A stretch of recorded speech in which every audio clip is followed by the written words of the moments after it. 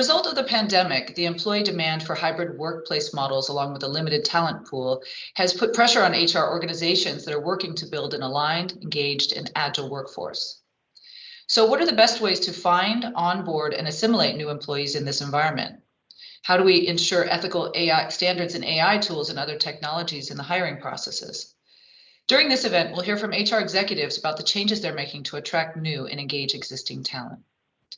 Today's speakers include Mia Abella from IFF, Heidi Wassini from Vivino, and Alexandra Knowles from Copenhagen Capacity. Following the presentations, we'll have a Q&A discussion with all the speakers. So if you have questions for the speakers at any time during the presentations, please add those in the chat function. So it's now my pleasure to introduce Mia Abella, Global Talent Acquisition Leader at IFF. Mia is a passionate people leader and promoter of innovation, talent engagement, and the intersection between teams, stakeholders, technology, and processes. Today, Mia will talk about IFF's talent attraction, vision, and approach. Mia, it's all yours. Thank you so much, Therese, for the really nice introduction. And also, before I go into my presentation, I just really wanted to say how excited I am to be part of this event today. This is my first time, so hopefully it will also be memorable for me and everyone else. I definitely look forward to sharing with you our journey so far here at IFF on talent attraction, especially as it relates to the hybrid structure. So next slide, please. Before, let's say, going into a more deep dive, I think for the audience, I wanted to spend a few minutes just talking a bit about who is IFF, because some of you may not know who they are. Certainly myself 2 years ago had no clue who is IFF, International Flavors and Fragrances. It's a company that has existed for a number of years. So in fact, over 130 years. Nevertheless, specifically in the Nordics region, in Denmark, it is a company that is very new. So we are a global business-to-business company with about 24,000 employees globally. We operate across business segments that includes Nourish, Scent, Health and Biosciences, and Pharma Solutions. A lot of you may know part of our Nourish business, because that is the part that was initially or recently acquired by Nutrition and Biosciences from DuPont, and that derived from an acquisition from Danisco. So anyone in the Danish community probably knows Danisco a lot more than they know DuPont, and a lot more than they know IFF. Nevertheless, here we are 10 years later. In Denmark, we have 3 sites, including Global Food Research Center in Brabrand, and we employ about 1,000 people in the Denmark region, so still a sizable organization in that sense. Next slide, please. As many organizations, if not everyone in the global structure today, IFF also embraced the opportunity to implement a future of work policy.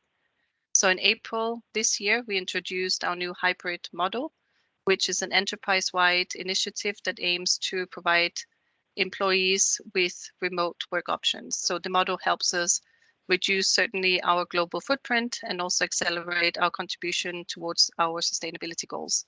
So what does that mean more specifically? It means that we have classified our employees into categories depending on the type of work that they perform. So in our organization, we have everyone from operators operating at a plant, to scientists in the lab, to corporate people in an office, obviously in global locations. So this model really also is going to help us look at the future of work. So from an employee perspective, the goal of this new way of working is to improve certainly personal employee productivity and retention, but more what is relevant to our conversation today from a talent attraction perspective, opportunities also to review the way that we look at talent, the way that we attract talent into our organization. So of course, the big question is, how did we in talent acquisition approach this in IFF? Next slide, please. So often opportunity comes from challenges, and we as an organization certainly faced a number of internal and external challenges during 2021. I just shared with you that IFF acquired Nutrition and Biosciences early in the year, and this happened during COVID. So integration of those two major organizations was managed fully virtually. IFF went also from having 8 employees in talent acquisition in January of this year to increasing that number to 19 in February of that same year. And today, in our current scope, we are 22 professionals, obviously and counting. So we faced also in the beginning of the year a recruitment freeze during the majority of Q1 and part of Q2. But then we definitely returned with a vengeance. And to date, we have in HR field approximately 2,500 positions globally, and we expect to finish the year with nearly 3,000 hires. With the implementation of our hybrid structure, which was implemented in April, we were, of course, excited in talent acquisition, as many, because at a first glance, we no longer had to be restricted to one location. We could look at talent from a much broader perspective. However, we also soon realized that our technology had opportunity for improvement, and we also understood that even though on paper it looks attractive, of course, also we had a lot to convince also hiring managers to really change their mindset and change their scope. And of course, also with the change in our brand, in our image, at certain locations, including Denmark as one of the actually larger sites, the IFF brand was until this year really unknown, as I mentioned. Next slide, please. So of course, turning the challenge into opportunity, we defined in talent acquisition 4 main buckets where we believe we can improve. Some are more low-hanging fruit, and others are, let's say, more strategic, mid-longer term initiatives. However, specifically when it comes to our existing processes and our brand awareness, many of those we believe that we could address early on and also implement with the necessary training offering. I will share with everyone very shortly the specific initiatives that we've taken. Of course, I shared on the previous slide that broader talent access is both a challenge but also an opportunity. Here at IFF, we believe that this is, or we are determined that this is more of an opportunity versus a challenge. Next slide, please.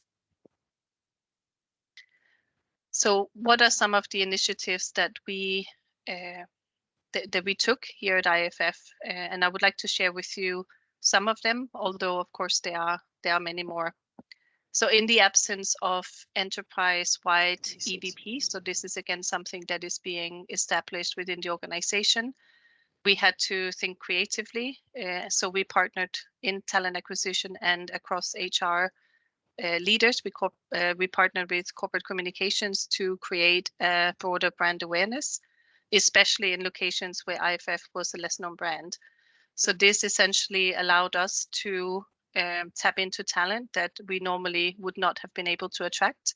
So giving that specific awareness, but also it really gave us the opportunity to reflect and highlight also on our future of work. So our hybrid structure and ways of working, and we could definitely leverage that in this approach. So we have created site-specific information, but also or templates, but we have also created specific function one-pagers that really has been helpful to the candidate attraction. When it comes to our job advertisement, we also saw an opportunity in really looking at the structure of the jobs that we had open, and we really realized very quickly that there was, of course, opportunity to again bring that brand awareness into our job advertisements, but then also at the same time really showcase the opportunity for flexibility in the workforce. So whereas we internally, of course, have embraced the new future of work, we did not in the beginning embrace that externally in terms of the hybrid structure. So we have created better templates for job advertisements where we really clearly call out the opportunity for the flexible work. In this journey, a big part is of course also the initial strategy meeting that we have with the managers. So this is part of the way also to treat every single job, every single requisition as unique, and really have that one-on-one conversation to really understand if this role can be fulfilled in the same location, or if we can look at remote options or even different locations.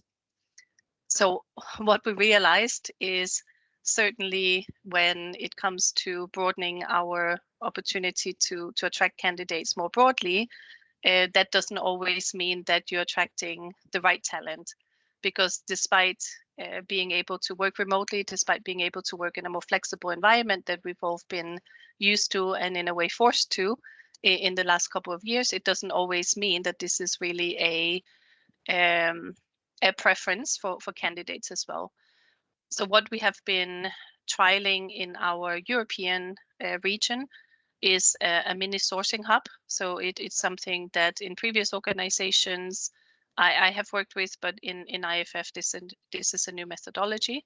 So this is really having dedicated people within our talent acquisition team that can translate our brand, our advertisement, our need from the managers into a more proactive approach that really target specific candidates in specific locations. And as before mentioned, our technology, we still need to work on getting that up to speed. So really having someone that can broadly look at candidates in different locations, look at different skill sets, be flexible, has really given us a huge competitive advantage. Finally, what we also found the need of is training, especially the virtual interview training, not just for talent acquisition and HR, but also really for the hiring managers. So we have developed and implemented several modules that has been specifically targeted towards hiring managers, especially when it comes to best practices on how to behave. So believe it or not, of course, a lot of hiring managers, even in a face-to-face situation, can sometimes be, of course, unaware of some of the behaviors. So we have created very clear guidelines regarding also the online tools, and also specifically as it comes to the way that we're interviewing candidates, the right questions to ask, because just because we are in a virtual environment and just because we are working in a pandemic situation doesn't mean necessarily that everyone is comfortable, and that includes the candidates, of course, also as the hiring managers. So we've been very mindful to really create that inclusive mindset, and also be aware that we are attracting the right caliber of candidate that for both parts fit our organization. So with that, I do believe my time is up. Maybe the final slide, which is the next one, please. Again, I love this quote. It's something that we put into our future of work policy. So work is what you do, not where you do it. Firmly believe that this is the future. Believe future of work is here to stay. And of course, it will be unique to every single company and to every single situation. With this, I would like to thank everyone again for listening, for the opportunity to be part of this session this morning, and certainly hope that there is going to be lots of great questions later on in our Q&A session. Back to you, Therese. Thank you. Thanks, Mia. That's great. And actually, we have a couple of questions directly for you right now. And I think this first one is actually it works perfectly with your quote. So Veronica Burgett, sorry, Veronica, if I'm massacring your name, from RiskPoint asks, to what extent is fully flexible choice, including country, city, even if outside of the company locations, for location for your new hires, part of the hybrid talent acquisition strategy? Yeah, no, thank you, Veronique, for this great question. So certainly in our future of work, we have divided our workforce into 4 key buckets, because of course we do have workforce that do not offer the same flexibility as others. So one example is let's say a technician's an operator on a plant site, or someone working in the lab. However, when it comes to those types of roles that could offer a broader flexibility, what we really, so of course one part was really to get the internal population comfortable with this approach, and also with the managers working in this new environment. But from a talent attraction perspective, what we really see this as an opportunity is really to make it clear what is the work environment, because of course, even if you work remote, the manager is also going to be remote. So all of your interactions is going to be virtual versus in an office, which is something that initially seems very attractive. But certainly as a company, we've had definitely feedback that although you are forced to do something in a pandemic, sometimes it's easier to cope with it because it seems like a short-lived, let's say, experience. Whereas when it becomes your day-to-day life, there's some adjustments that we need to make. So certainly what we're trying to do from a talent acquisition perspective is really to be very inclusive in terms of the environment that we're bringing someone into. So that starts with the engagement process. So through our job advertisements, through our website, and through our initial discussions with talent acquisition. But of course, we want this to also shine through during the interview process with the managers and additional stakeholders. So I hope, Veronique, that this answered your questions. If not, I'm happy to elaborate. I think there was one part I'm not sure that you hit on, was could it be flexible, including country, city, even Sure. if far away from the company locations? Yeah. Yeah, no, absolutely. So we have several examples, especially here in the European region, where again, Danisco through the acquisition has always been a huge, or Denmark has been a huge headquarter for us. But again, we're certainly flexible in terms of many of our locations. So that's not that's not a constraint at all. Great, thanks. Okay, we have one more question from Linda Vestergaard from Roche. She says, how do you keep the culture of the workplace when working from home? Yes, a very good question as well. And I think that of course is also site specific. I think there's a lot of leaders that are used to working remotely if they're working in a global structure. IFF has been and is a matrix organization in any case, but of course we are super mindful, especially as the acquisition of nutrition and biosciences basically meant that we added another 12,000 people to an existing 12,000 people company. So culture is extremely important. We very quickly after that acquisition, so early in March of this year, launched our new cultural values and also our cultural principles, and we have worked with a program that we call Culture Ambassadors, which is basically over 250 employees globally that have signed up voluntarily as an addition to their job. So basically we have a culture ambassador per site, minimum one, that is really also supporting in putting forward what is important to the organization in terms of our cultural values. And of course, on some sites, it's easy because it's a small transition. On other sites, again, because we are talking to AmCham Denmark today, of course, Denmark was a special case because really 100% of our workforce, maybe minus one employee, really did not work for IFF already. So we're really transferring that that past experience into the new culture. But certainly we've seen positive trends. We've had more than 12,000 employees take part in our culture sessions, and obviously we're just getting started. Yeah, sounds challenging to say the least. But fun. But, I'm one of the volunteers. Oh, that's great. Excellent. Yeah. Okay, so we'll take more questions for all the speakers at the end, but I think it's time to move on. So it's now my pleasure to introduce Heidi Wassini, who's Global Talent Acquisition and Employer Branding at Vivino.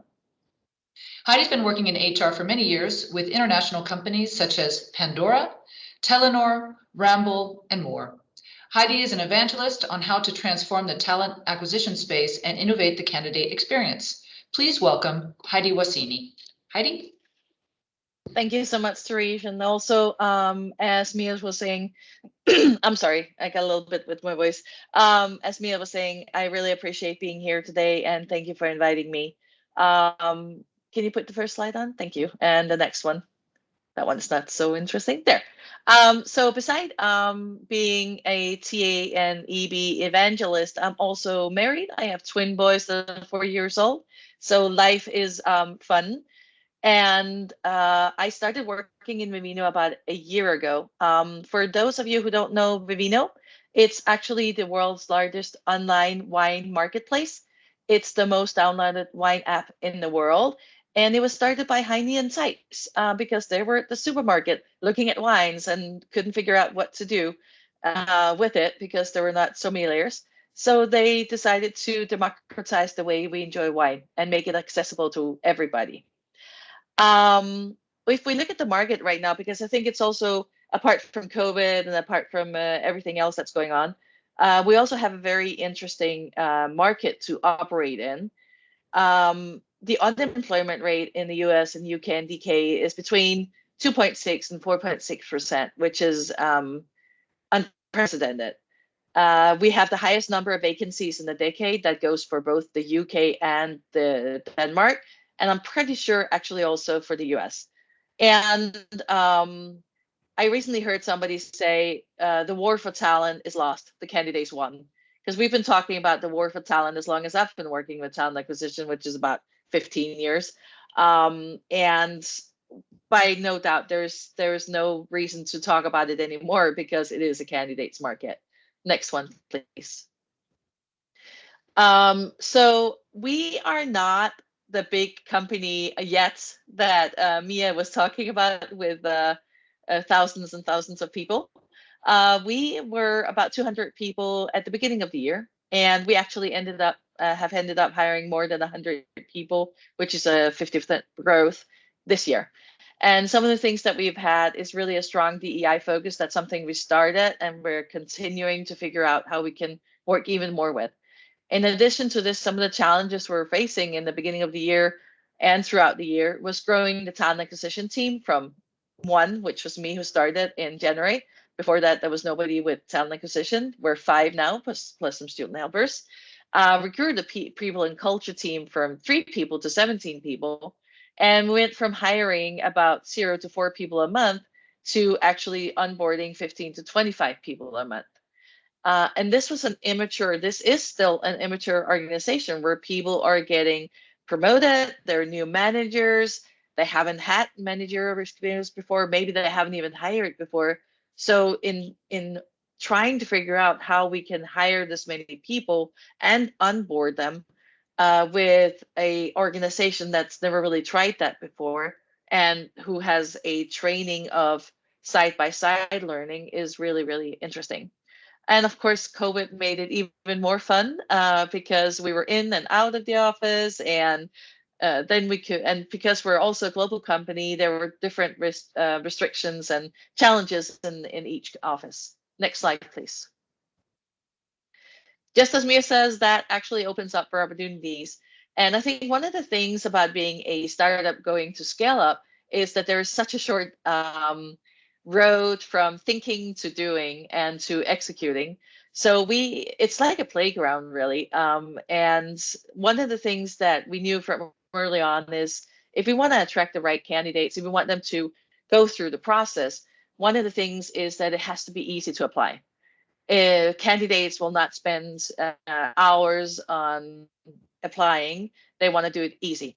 So what we did was we changed the applicant tracking system we had and took in a new one, which is Team Tailor, which is basically you answer a few questions, you include your CV, and boom, you're in. We also wanted to make sure that the candidate experience is excellent. So it's one of the things we're still working on. We're not perfect.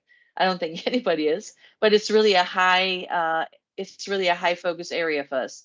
We're using Talent Hub to measure the candidate experience NPS.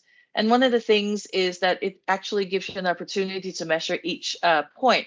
And what we know is also if you create a bad candidate experience, you lose customers. I don't know if everybody have heard about the Virgin Media case, but if you haven't, you can look it up. They proved this point. So what we need is to create an excellent candidate experience.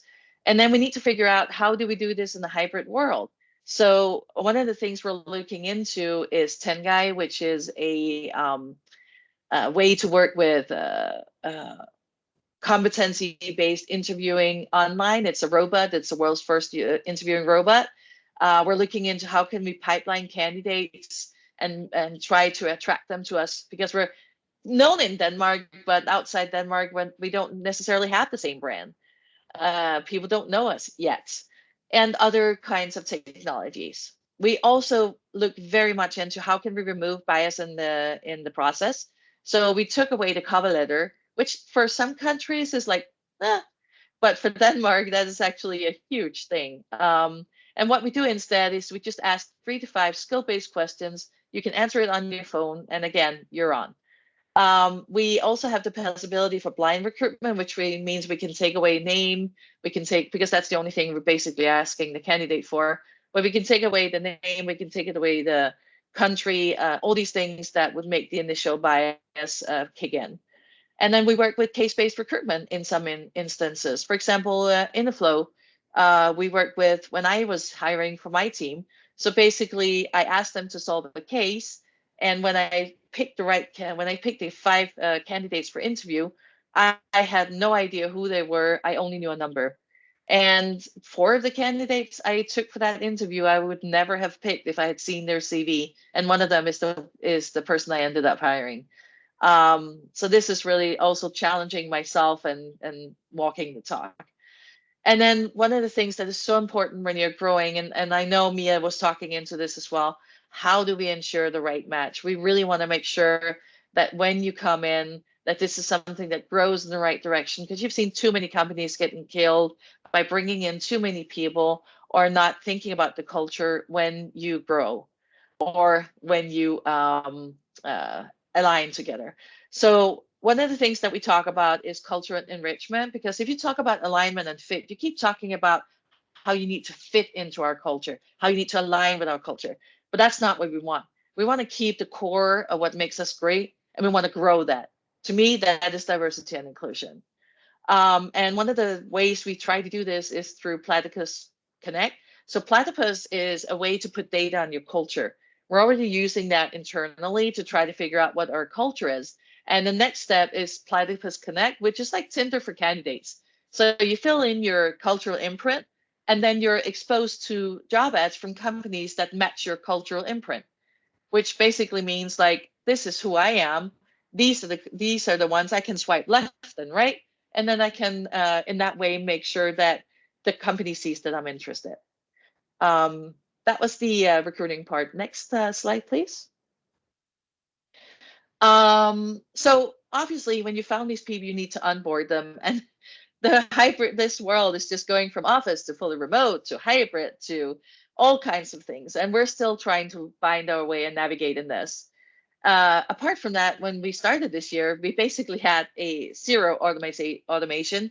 No, everything was a manual approach. I remember the first day I came, it was like, okay, and then you need to connect to that, you need to connect to that, you need to connect to that. And my manager was sitting next to me. Nothing was automated. And that's some of the things we're trying to work on now. We had basically no processes, and the processes we had were not fitted for scale up, like the side-by-side learning. And then in the startup scale-up world, we always get the swag pack, which is the headphones I have on, the hoodie, all these kind of things that makes it a great experience coming into the office the first day. And suddenly you had to figure out, how do we do this in a virtual world, where even transporting goods to another country is actually a challenge. Then you're facing the same things like everybody else. How do you work with Zoom fatigue? How do you work with the culture? How do we keep a great working environment, even if you're working at home? But then should you have everything that you have at home the same at the office? Should you bring things back and forth? How do we do all these things? Next slide, please. So one of the things that we've been looking at is when we look at the remote hybrid office, we really try to figure out what is it that people in our company want. And one of the things that was important was that we need to make sure that people feel protected and that we take health seriously. So it's always been voluntarily for us how much you want to come into the office. If you want to come into the office, we're following government guidelines everywhere in the world. And then we made, because obviously you can't do the same thing in every country because there are different tax laws and possibilities. So in some areas like Denmark, they actually sent home the screen, keyboard, a desk, a chair, whatever I needed to feel comfortable, and whatever other people needed to feel comfortable. Or you could get an allowance. And for that allowance, you could decorate the office the way that you wanted to. We found out ways to send the swag home regardless of location. So people got that feeling of being invited into the company. And like I said, we really expect health concerns. So there's no rules on how much you need to be in the office even now. We're still working out how we can do fully remote globally, because there are tax things and there are benefits and everything else. And we're immature in that, but we're looking into it. How can we actually do it? So we have for example, we're growing our engineering team, and we have a Copenhagen first, then locations where we already have entities, then locations closer to that, and then the world. Earlier on, they also talked about culture, and one of the cultures in Vivino is that people are like friends, and it's almost like a family. That's the feeling you get when you come in. You don't feel like, we talk about Vivino time, because like when you've been there for a month, it already feels like you've been there for a year.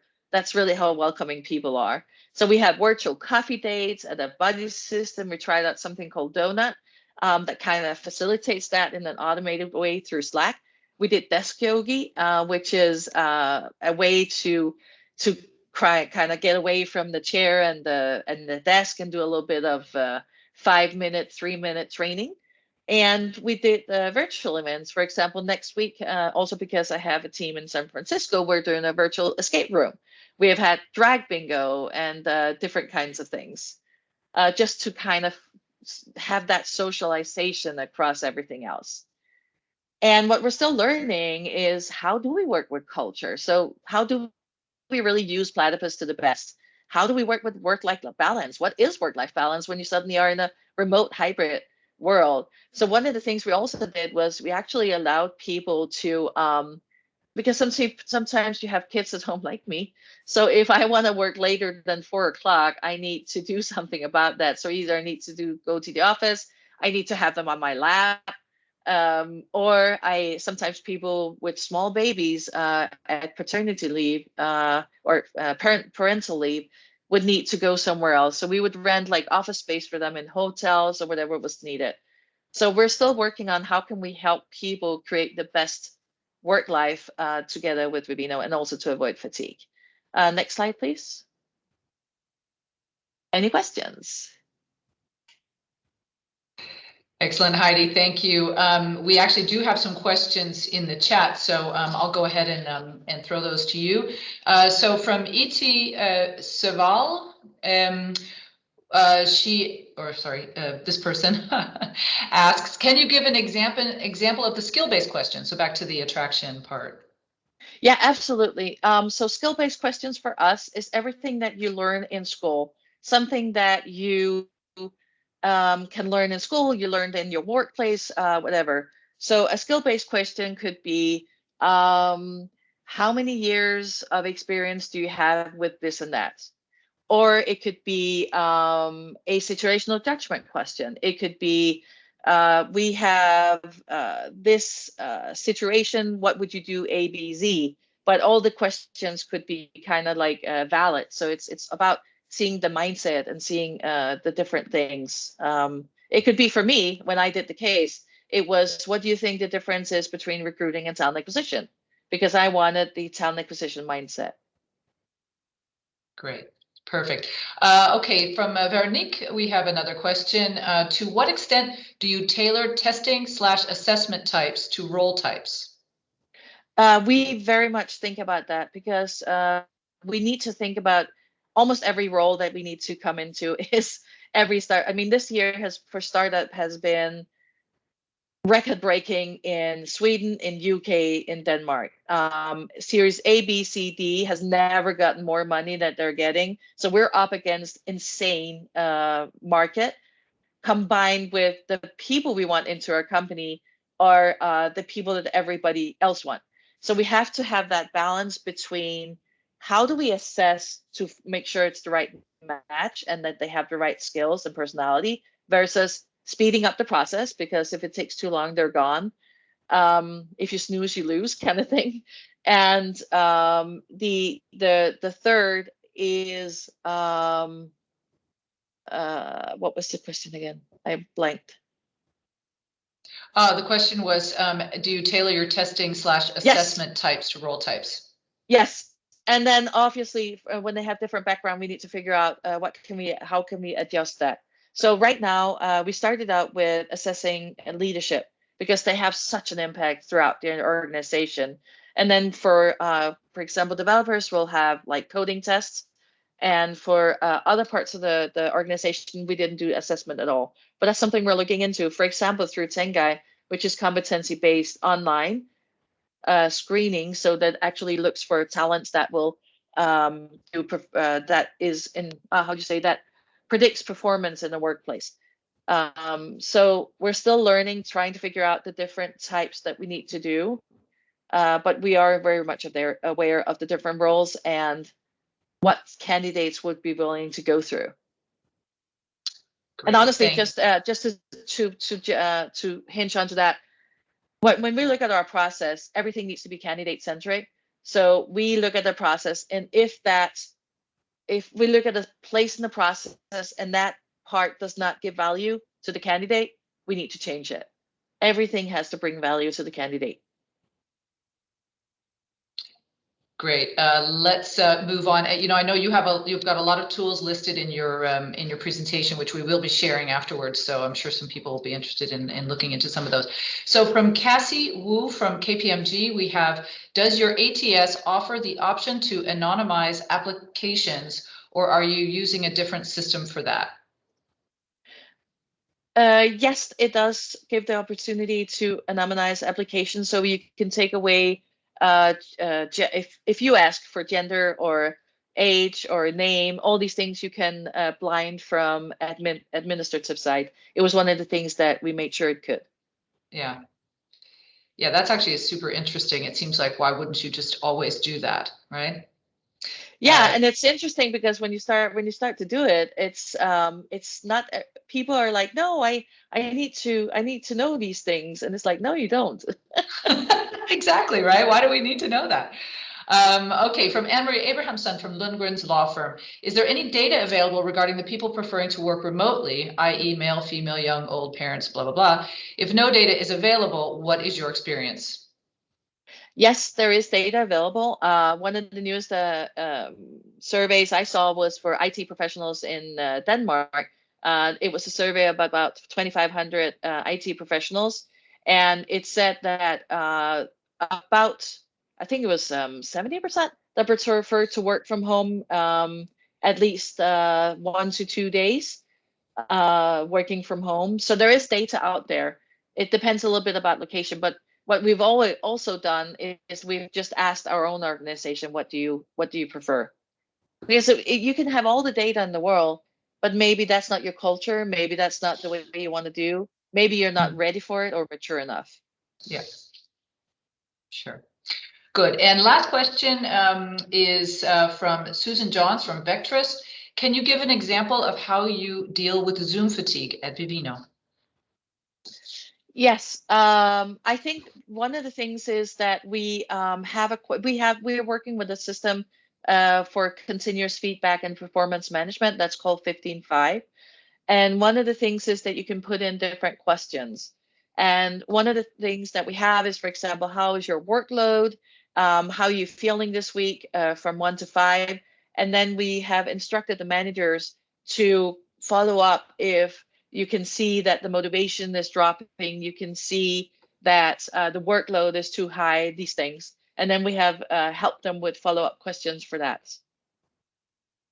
And Good. these are weekly surveys that we do. It's called check-ins. Okay, great. Thank you, Heidi, for that. And of course, we'll follow up with further questions after the next presentation. So now we'll move on. I'm pleased to introduce Alex Knowles, an American from Minnesota who is head of talent and digital strategy at Copenhagen Capacity.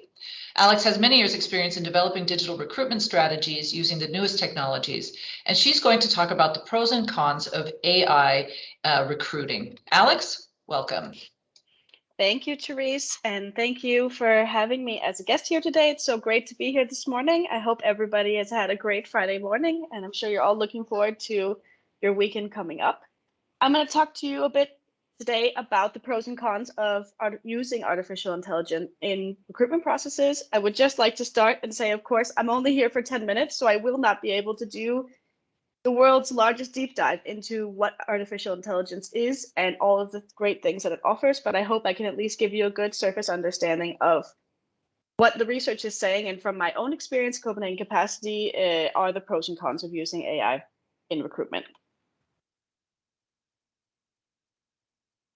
Just a very quick beginning, just to define what we're talking about today. Of course, I hope most of you know what AI is. And as I said, it's a very long process to define exactly what it is, but hopefully we can use this definition today to guide us in our conversation. So artificial intelligence is the process of identifying the correlations of a large amount of data by using machine learning algorithms and prediction to try to predict the outcome and empower our decision-making process. Or in a very simple term, basically using automation and machine learning to help us use the great data that we have and make it automate our decision-making processes and the things we do down the road. For example, in recruitment, making that a little bit easier for us and automate some of the things that maybe take quite a bit of time.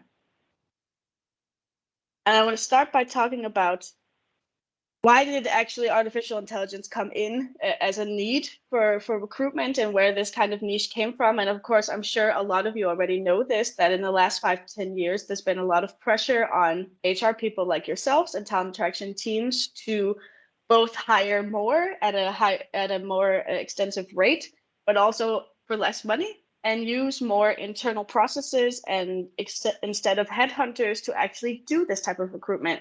And that requires both either a very large team to do a large amount of screening of CVs or a more agile automated process to help us actually reach the goals and reach the things that we want to do within our organizations. So there was a huge basically niche that opened up here that allowed for a lot of technology and a lot of tech companies to start building these types of artificial intelligence and systems for recruitment because it was definitely a huge need. And also this even more increasing need to have remote workers and being able to hire people from all over the world. Companies are opening their doors much more to hiring people from everywhere. And when you open up for that as well, you get even more applicants. So we need something to help us in the process so that we reach our goals. One of the most important pros of using artificial intelligence in recruitment that we have found in the last 5 to 10 years in the research that I have looked into is, of course, most importantly is a help of time to hire. So when you use artificial intelligence to both screen CVs potentially at the beginning of a recruitment process, so you might have a CV matchmaking algorithm that reviews skill-based specific questions, as Heidi was talking about earlier, to see if that CV actually matches the skills that you're looking for, to take out the time to actually screen those maybe 100, 200, up to 1,000 potential applicants that you get. But also you can use it in the sense of maybe automating scheduling interviews, automating the potential conversations you're having with the candidates, doing some of the initial screening for you so that it makes your time to hire actually half. And that is, of course, something that we're very, very interested in doing when we're hiring maybe 100 people per year, for example, or even if you're trying to hire 25 people per year, trying to make that a little bit faster. There always is the pro, of course, of the increase of the quality of candidates that you're getting as well. There are a lot of tools in artificial intelligence in recruitment that actually will both source candidates for you. So we'll actually go out into channels, maybe, for example, like LinkedIn, but also in Facebook or in some other sourcing channels to find candidates that have the skills that you're looking for and create a database for you actually of sourcing candidates that you can use in your application process. But as we talked about a little bit earlier, you can also use it to actually screen the candidates so that you know that you're actually getting candidates that actually match the skills that you're looking for without having to go through all of them manually is a huge increase in the quality of candidates you're actually getting or showing to either if you are screening them yourselves or the hiring managers are receiving at the end of the day. This will also, of course, scale down the amount of resources that you might have to use on more of the manual processes that you do in a lot of our recruitment processes in companies, for example, using not having to screen all of those CVs from the beginning or having to actually reach out and schedule interviews with candidates, and all of the back and forth that happens there can actually cut the amount of resources that you have to use and actually use your really great people in your teams to do stuff that actually gives value to both the teams and the candidates at the end of the day.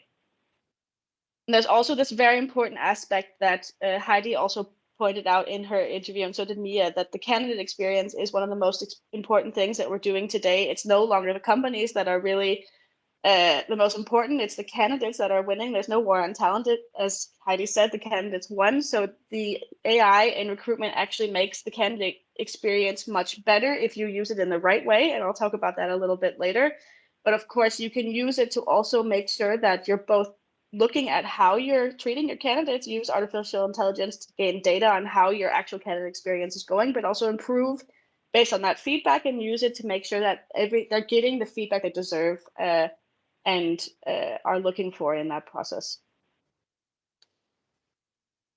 Some of the cons of using artificial intelligence recruitment, and I will say that the research on this is also still new, but this is also from my own experience as well, that actually using artificial intelligence as a CV matchmaking algorithm, for example, can actually have a negative connotation because if it will favor a certain type of CV. I don't know if many of you have heard of this. I'm guessing you have, that there is a very standardized type of CV that has to go in through an AI of some sorts that actually takes out most of the creativity and the personalized part of actually making a CV and selling yourself a bit as a candidate. So you can actually end up filtering out people that might be actually quite interesting based on this type of very specific CV needed to actually pass through an AI matchmaking algorithm. And one of the other more very early things of research that's talking about now is that AI can actually is a learning being. So artificial intelligence and machine learning learns from the people that are using it. So AI can actually learn biases from the people that are actually using the systems. So you have to be very wary about how you are actually using your artificial intelligence, because you can actually teach your artificial intelligence to be biased based on the human biases we already have. There has to be also a bit of knowledge about how you're using it and what you're actually teaching it, because it could also learn the human biases that it was actually created to not have. And then we have this very important part, is that the human aspect of recruitment and the very important part of recruitment can also be forgotten if AI becomes such a huge part of your recruitment process that there actually is almost no humans until they come to the interview process. And that can be very dangerous when there's no balance between what we're using technology-wise and what we're actually sharing as the company culture or the great people that are there that will actually be working with these people at the end of the day. I think this is a really great quote. Even the most sophisticated software in the world would not be able to learn the human instinct an HR professional might have for the right candidate. So you should never, ever see artificial intelligence as a 100% solution. The human part is actually incredibly important. How do you use AI in the right way? As I just mentioned, balancing artificial intelligence with human interaction and the great work that a lot of HR and talent attraction teams do is incredibly important. And doing that the right way is really based on doing your research as a organization internally. What is it that is most important for you? Where do you actually need the help? Because there are many, many different ways you can use artificial intelligence. It can be with chatting with them from for interviews. It can be actually using artificial intelligence on a video interview to see how they're actually responding to certain cues. It can be matching them culturally. It can be the CV algorithms. There are many, many different ways you can use it. And I think the best way is to sit down with your talent attraction team and say, where is it that we're using a lot of time? that it's a lot of manual work, that maybe the candidates aren't getting a lot out of it and you're not getting a lot of it. And think about the ways you can use technology to make both of your experiences improved. Make sure you're using it as a tool and not as 100% solution to all of your problems. But also don't be afraid to try. I think it's extremely inspiring as well, seeing Heidi's presentation of all the different ways they are trying and testing out different ways of using artificial intelligence. And I think 10 years ago, when it became a new thing, there weren't very many on the market and it was quite expensive to try these things out. But there are actually quite a lot of new tools today within a relatively okay price range. Don't be afraid to try them out, test them out for a year, see what kind of data you get from it, and see if it actually improves your candidate experience, because that's the only way that you're going to figure out if it's the right thing for you. And I think you will find out that there are some really great things that can help out your organization in the long run. So don't be afraid to try it out. Just very quickly on Copenhagen Capacity's artificial intelligence journey that I have been on the last 7 years. We have been looking into what we really needed as a company, and Copenhagen Capacity is a little bit different from most organizations. We are a not-for-profit, public and half private organization that works on behalf of Denmark and the capital region, trying to attract international talent to all the great companies like yourselves.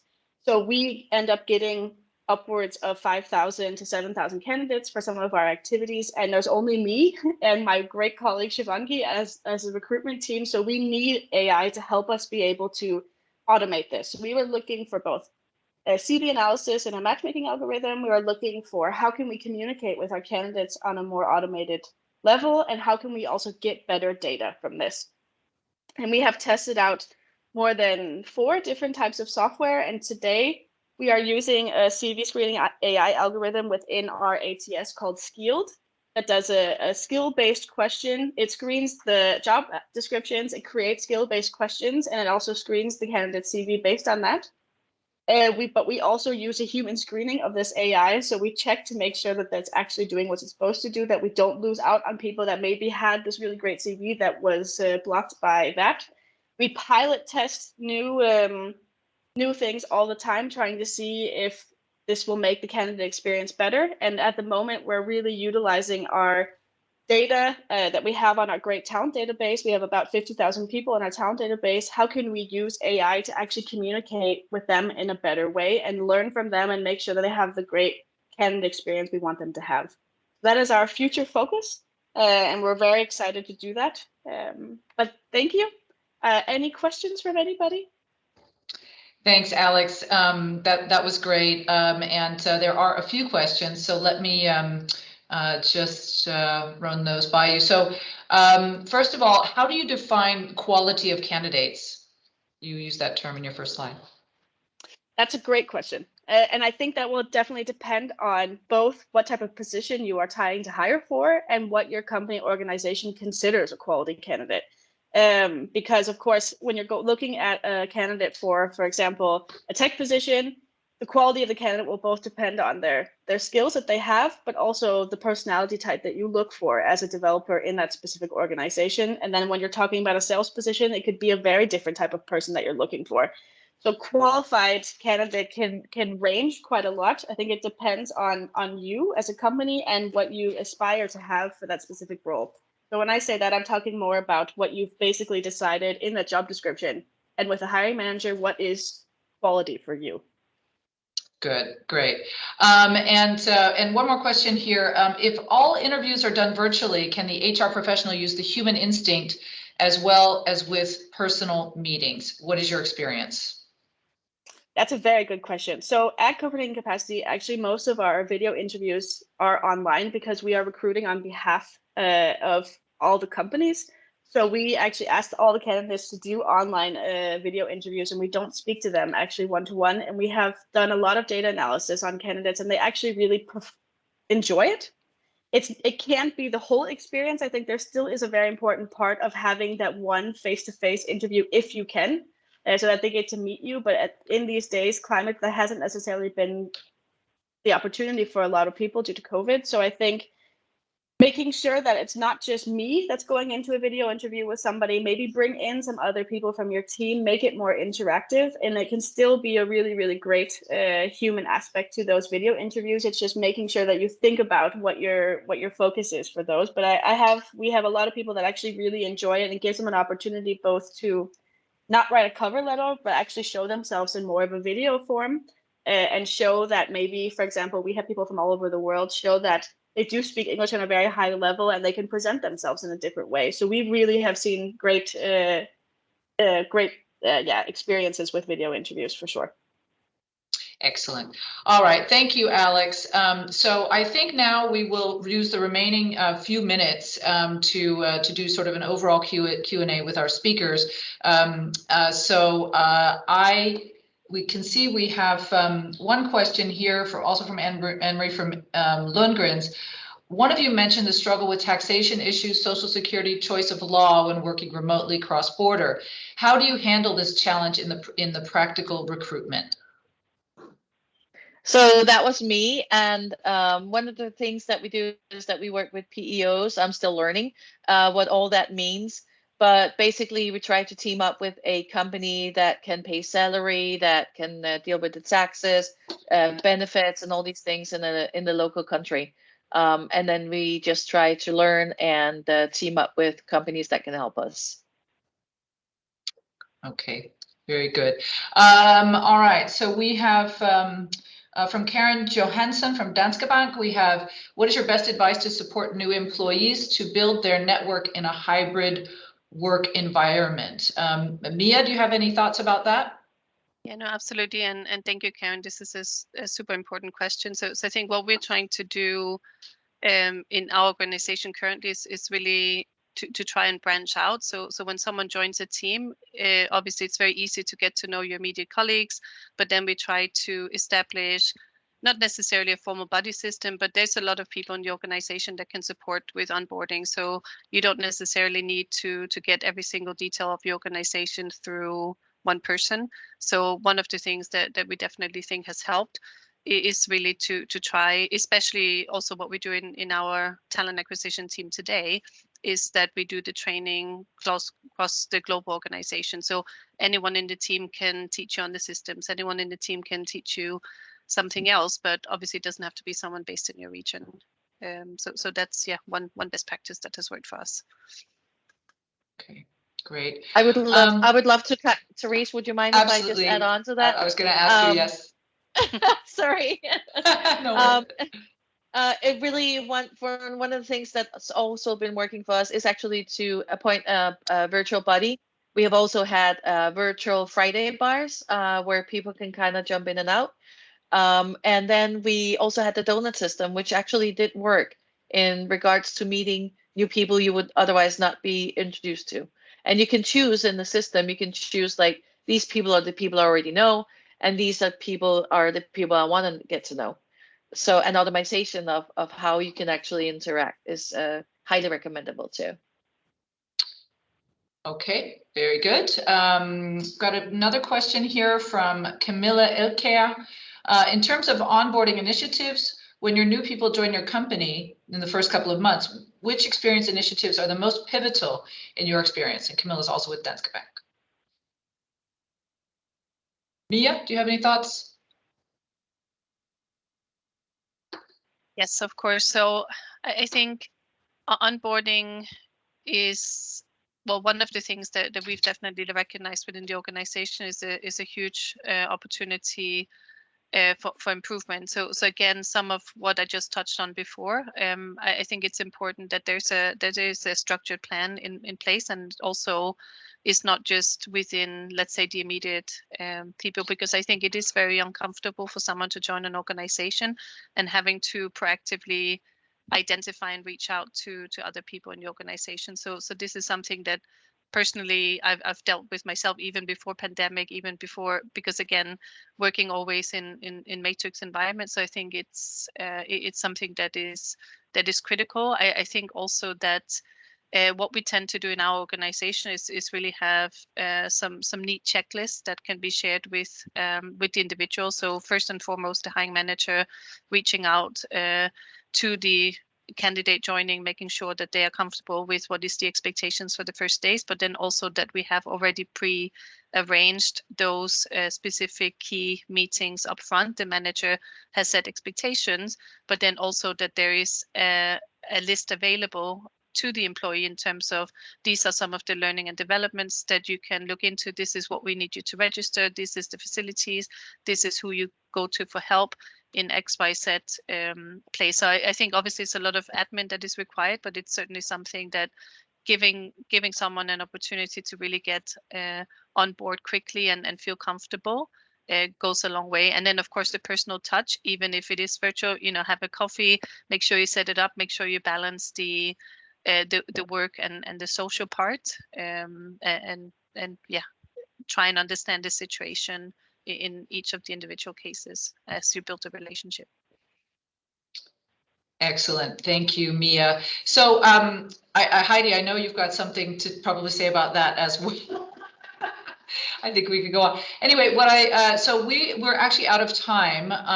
And what I'm thinking is that those of you who would like to stick on afterwards for a few more questions for the next few minutes after the session are welcome to do that. So for now, though, I'd like to say thanks to all our speakers, Alex, Heidi, and Mia, for sharing your wonderful insights. It's just been really, really great. And keep your eyes out for the HR Committee's 2022 events theme, which will focus on the evolution of HR from an administrative function to a more human-centric organization, and what those changes will mean for businesses.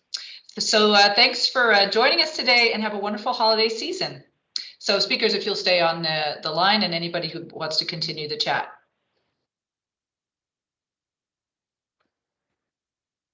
Excellent.